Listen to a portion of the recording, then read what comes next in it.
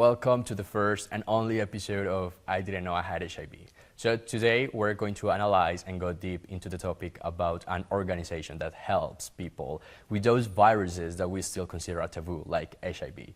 So today we have our special guest, and she will be sharing her experience with us, Aisha, and a reporter from the UNAIDS organization headquarters. So first of all, let's talk with our guest, right? So hello, Aisha, how are you?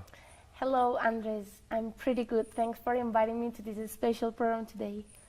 Okay, so Aisha, we're here expecting you to tell us about your life, about how is life been since you had got HIV. Well, I'm from South Africa, and when I found that I had HIV when I was 18 years old, I thought that my life was over. I was completely wrong. I found out the UNAIDS organization, and I reached to ask for help because I didn't want that my parents discovered that I had HIV, because I didn't know how they could respond to it. So with the organization, I was able to manage the virus and start the necessary treatment in order to control it. The organization helped me realizing that my life was not over, and that with their assistance, the antiviral treatment, I could continue living my life as normal as possible. After the years, I also became an active volunteer, and I started working for the UNAIDS organization to be part of it and help other people around the world that are afraid to reach for help to that AIDS. That's very fascinating.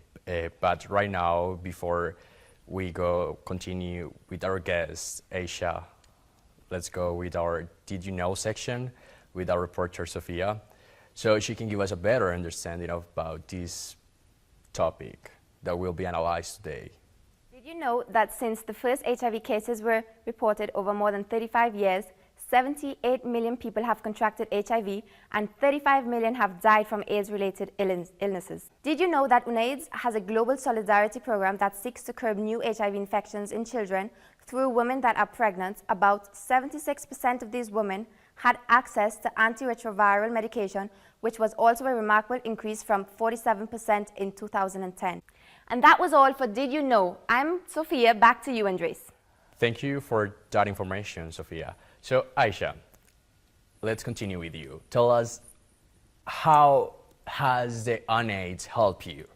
And what has been your experiences since you have volunteered with this organization, please? Well, UNAIDS solves problems. It encourages people living with or affected by HIV to actively participate in decisions making, and gives them a key role in the design, implementation, and monitoring of the AIDS response. It outlines the path to be followed by countries and communities to move ahead the accelerated action to an AIDS initiative, and strongly advocates removing legal and policy barriers in the AIDS response. Okay, so now we have one of our amazing reporters in Geneva, which is the UNAIDS headquarters, and she's interviewing one of the CEOs of the organization who plays an important role, right? He's also a recognized doctor all around the world. So, hello, Carolina. Welcome to our program. Thank you, Andres. Hello, I'm Carolina from Geneva, and today we have one of the representatives of the organization. This is Dr. Sebastian. Dr. Sebastian, how are you? I'm really good, thank you. Well, welcome everybody. Thank you for the invitation. I was really surprised when I received your call, Carolina, because this is such an important topic, and I was expecting for an opportunity like this for solving a lot of doubts many people has. Yes, definitely. Tell us something about you and the main contributions of the organization. Okay, well, as Andres was already saying, I am a doctor. I'm an expert in epidemic diseases, and especially AIDS. I am also the CEO of the organization since a few years. Perfect. Can you tell us a little bit about the history of the UNAIDS? Of course, UNAIDS was launched in 1986 in order to strengthen the way in which the UN was approaching the AIDS topic. It was created as a response to the epidemic situation, and it was also established due to the need of a joint UN program on AIDS, and was confirmed by the World Health Assembly in 1993. Okay, so we already know that the headquarters are here in Geneva, but if someone let's say as an example, someone from Colombia has HIV and wants to get help there, what can that person do from far away from Geneva? Very important. We are present in most of the countries of the world, so it's as simple as having access to internet. Then you have to go to the website of UN and select your country. There is a person, the person will find how to get in contact with the organization, and many different persons are on it, and get the help they need. Great. So, doctor, taking advantage of your presence and all your knowledge of this matter, I would like to tell our expectants on this new medical environment concerning this disease, which is the latest advances and progresses. Right, this is very important. I would like to start by saying that no one should lose his hope.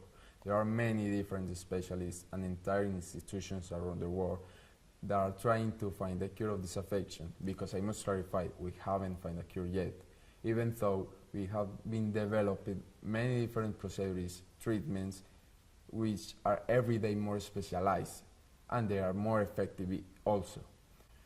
We have to realize that this cure will not only come from a lab, because there is a great part of the fight against AIDS that must be approached from the social and cultural aspect, such as the education, the prevention of very important, the managing of the interpersonal relationships. Thank you very much, Dr. Sebastian. Let's continue with Andres and Aisha in the studio.